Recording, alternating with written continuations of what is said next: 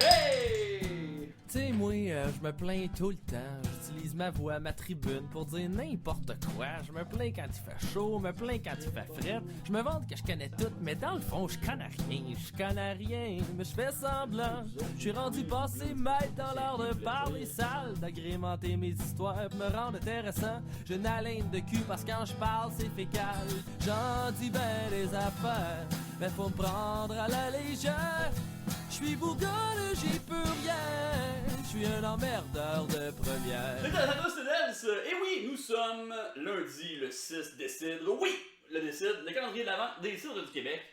Et aujourd'hui, bon, c'est lundi, on essaie d'être un peu plus sage, mais j'ai soif. Donc, quelque chose d'assez le fun. Le Milton Gallia 2019.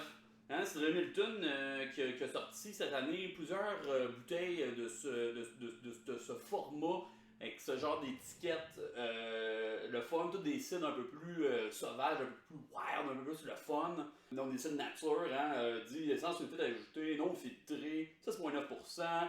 Cidre brut pétillant ou crackling brut cider. J'aime ça crackling, il y a de quoi de le fun là-dedans.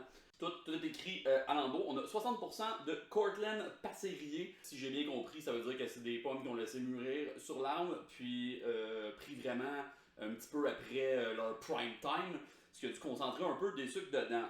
On le voit quand en anglais ça dit cold overripe. La traduction serait trop mûr puis frette. Donc, c'est mon understanding, je ne suis pas un expert dans la chose. 30% Rainette Recette, donc des pommettes dans la famille de la recette.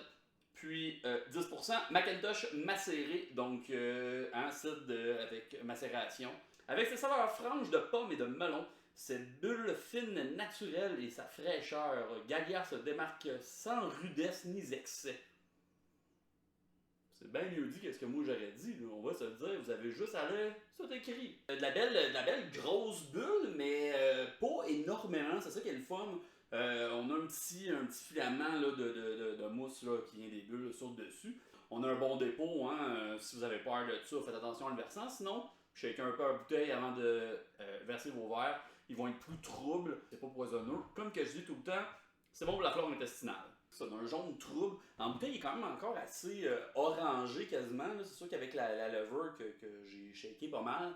Mais sinon, au premier verre, on est plus dans le jaune, paille foncé. Ça sent la petite pommette. On a un fruit du verger en général.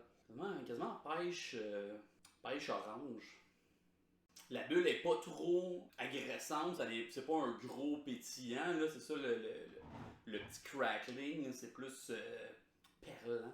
La fraîcheur de fruits, à peine un petit astringent. C'est doux, super bon.